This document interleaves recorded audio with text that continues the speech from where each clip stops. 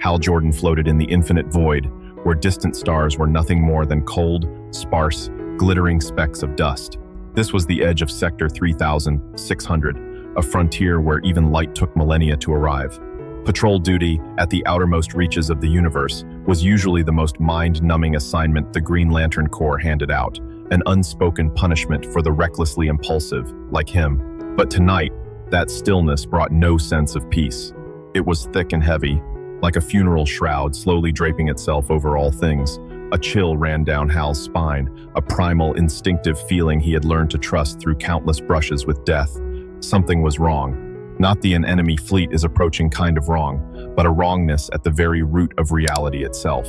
Suddenly, the ring on his finger let out an alert tone, dry and urgent in a way he had never heard before. The ring's impassive voice sounded in his mind, yet something within it trembled, like a kind of programmed panic. Warning. Life signal lost in the Xylos 7 solar system. Life signal lost in the Caldor star cluster. Life signal lost in the Seraphim Nebula. The list kept growing, a cold and indifferent obituary for distant worlds. Hal frowned, the Green Lantern symbol on his chest, pounding in rhythm with his accelerating heartbeat. He focused his will, and the ring fired out an enormous energy-scanning net. What appeared before him made the blood in his veins run cold. Those planets had not been destroyed. They were still there, orbiting their stars, but they were completely empty, not a single sign of life, not a ruin, not even the faintest echo of energy, as if they were nothing more than hollow geological models, worlds upon which no living creature had ever set foot. The mental communications network in his mind rang out incessantly. The face of Kilowog, massive but now ashen, appeared before him. Poozer, are you seeing this? Everything is vanishing. Not dying, but being erased. It feels like they never existed at all. Tomar-Re, whose voice was ordinarily so steady and calm, now spoke with unmistakable bewilderment. The Guardians have called an emergency session. There is a disturbance within the emotional spectrum. All ring types are experiencing interference, even the yellow light. Hal immediately launched himself toward Oa, bending space-time with the sheer force of his will. But the further he flew toward the center, the more clearly he felt that dreadful silence spreading outward. It was not the silence of open space, but the silence of nothingness, an absolute absence of all potential for life. The ring on his finger, symbol of an unbreakable will, flickered weakly, like a candle flame in the wind. For the first time in his life, Hal Jordan felt true fear.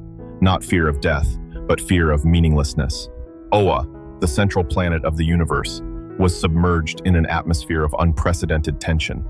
Thousands of Green Lanterns from every sector had gathered, their emerald light forming a vast protective dome. Yet, rather than bringing any sense of safety, that dome felt like nothing more than a solitary lighthouse standing before an oncoming storm. The Guardians, those small blue-skinned beings with their enormous heads, stood upon the highest observatory. Their faces, which had always worn the mask of eternal wisdom, now laid bare their helplessness.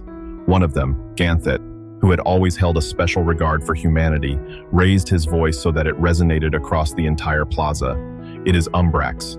That name appears in no chronicle, because it existed before history itself. It is the entity of absolute nothingness. When our universe was born from an explosion of existence, Umbrax was the silence that preceded that very moment.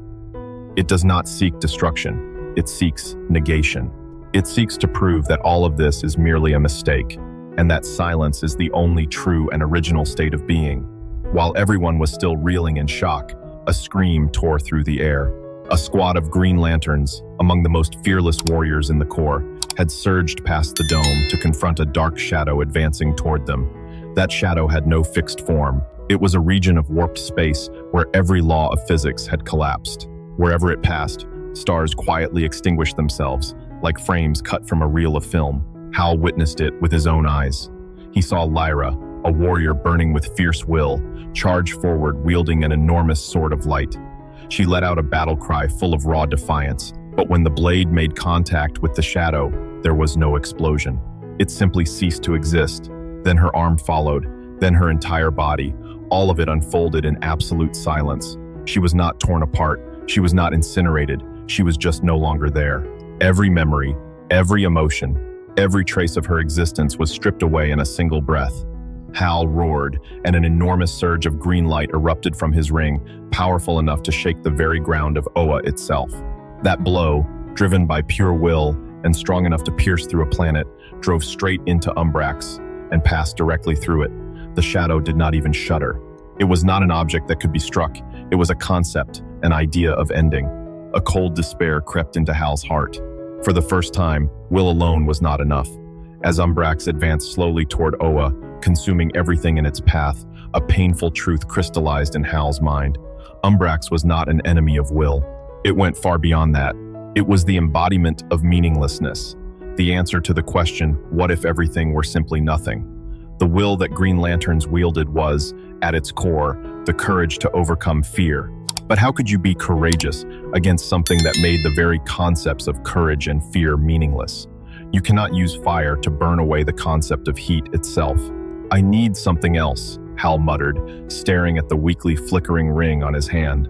Not just fighting, but a reason to fight, a reason that rises above mere survival.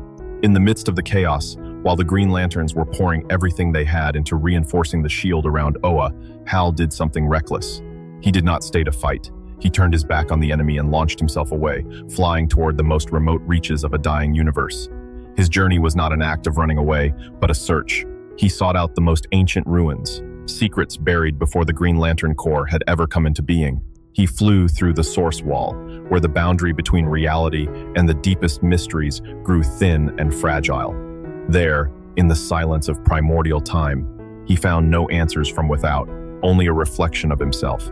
In that moment of absolute stillness, Hal looked back upon his own life. He saw not only his victories, but also his most humiliating defeats. He saw himself as a boy standing beside his father's coffin, a brave pilot who had given everything. The greatest fear of his life was never death.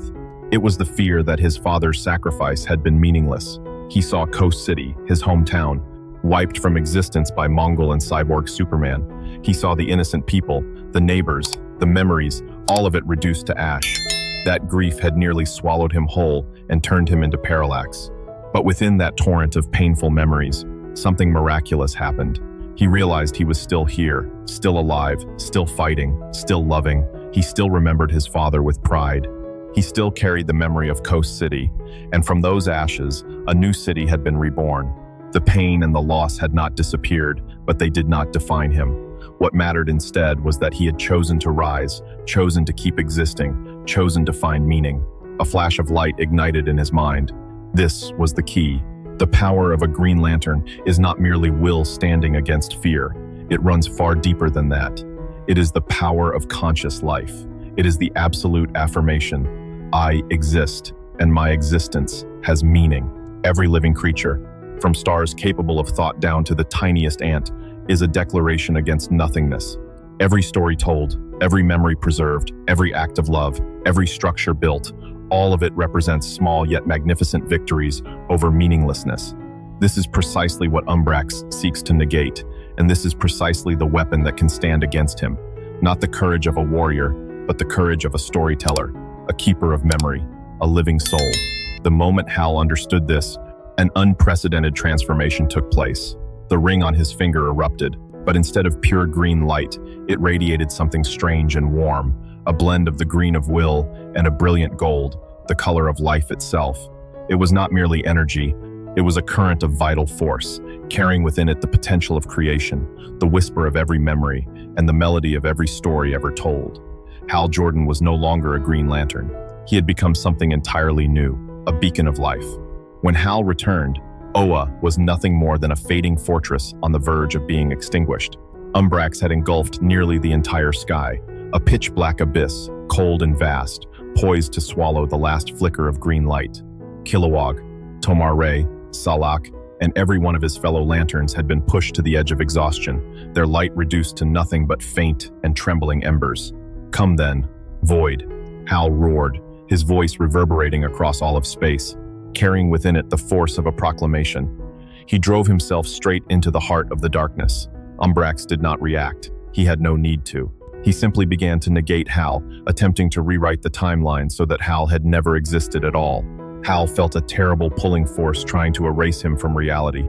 But this time, he did not resist with a shield of will. He raised the ring high, and from it came not a laser, not a fireball, but a story. Constructs of gold-green light poured forth like a cascade of cosmic memory. Hal did not raise a wall. He raised the image of Coast City, every street, every smile, of every soul, now gone. He raised the image of his father, the moment that Pilot chose to sacrifice himself to save his comrades, an act overflowing with meaning. Umbrax shuddered. These memories were poison to him. They were irrefutable proof of existence. He screamed, not with sound, but with the trembling of space-time itself, desperately trying to erase those images. But Hal pressed on. He raised the image of Oa in its most glorious age. He raised the image of every planet, every civilization that Umbrax had swallowed whole. With each construct, he whispered, they lived, they loved, they fought, and that is eternal. This was not a battle of energy. This was a war of stories, of history standing against meaninglessness. At last, pouring every ounce of the strength within his being, Hal created the final and greatest construct of all. It was the image of the Big Bang, not merely a physical explosion, but the moment the universe let out its first cry of existence, the first and greatest moment in which being declared victory over nothingness. The gold-green light of that image erupted, not like a detonation, but like a tidal wave of life and memory. It did not destroy Umbrax. It rewrote reality. The regions of space that had been consumed were instantly restored. The lifeless planets suddenly blazed with the light of cities, and the Green Lanterns, who had been erased, reappeared in an instant, dazed as if waking from a nightmare. Umbrax, the entity of nothingness, could not be destroyed, but for the first time he was forced to retreat. He was driven back into the deepest and most remote corners of reality, where silence holds dominion. He had lost, not because he lacked power, but because for the first time he had been made to face a force he could not negate, irrefutable proof that this universe is real and that life holds meaning. Silence fell over Oa, but it was a different kind of silence, the silence of awe and gratitude. Hal Jordan floated in the open air, the gold-green light still shimmering all around him. He was utterly exhausted, yet his eyes burned with a new flame.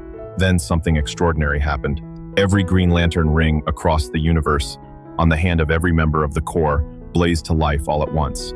Their green light trembled, and then, as if touched by a blessing, a core of gold-green light appeared within each central stone. A new power, a transformation reaching every one of them. The warriors were no longer simply enforcers of will. They were now keepers of memory, tellers of stories, guardians of the very meaning of existence. Kilowog, eyes brimming with tears, flew over and clapped Hal on the shoulder. Poozer, I saw it. I saw what you did. For the first time, I was not fighting out of duty. I was fighting for my own life. Ganthet, along with the other Guardians, appeared. They bowed their heads before Hal, a gesture without precedent. Ganthet's voice trembled with emotion. Hal Jordan of Earth, you have accomplished what our entire council could not comprehend across billions of years. You did not defeat the enemy through force. You showed this universe the reason why it deserves to exist. From this day forward, the Green Lantern Corps will be guided not only by will, we will also be guided by the light of life. Hal looked down at the ring on his hand. It was warm, almost as if it had become part of his own flesh. He did not feel like a savior. He simply felt like he had come home. The universe still held its shadows, still held its fears, and Umbrax was certainly still lurking somewhere at the edge of existence, waiting. But now, Hal and the Corps possessed a new weapon, a power that no force of nothingness could ever extinguish. The truth that every life is a story worthy of being told, and as long as even one person remains to remember, this universe will never fall into silence. He smiled and tightened his fist. The new fight, the fight to preserve memory and meaning for the entire universe, had only just begun. Hal looked up at the star-filled sky of Oa, where the galaxy shimmered like an eternal reminder of the Big Bang moment he had just brought back to life. The fallen comrades he had lost were now standing at his side, bewildered but brimming with vitality. Lyra stepped forward and placed her hand on his shoulder, saying nothing, only smiling. That smile said everything. Kilowog rumbled in his deep voice. "So is it over, Poozer?" Hal shook his head, his gaze drifting far toward boundless horizons. "No, old friend. This is only the beginning. Every morning someone wakes. Every life that cries out its first breath. Every story told beneath the moonlight. All of it is a battle we must protect." He tightened his fist, and the ring blazed with brilliant gold-green light, warming the very fabric of space. The universe no longer needed only protectors. It needed those who know how to listen. how to remember, and how to love. And Hal Jordan, the beacon of life, was ready for that endless journey. Let me know what you think in the comments below. Don't forget to subscribe to the channel. Thank you all so very much.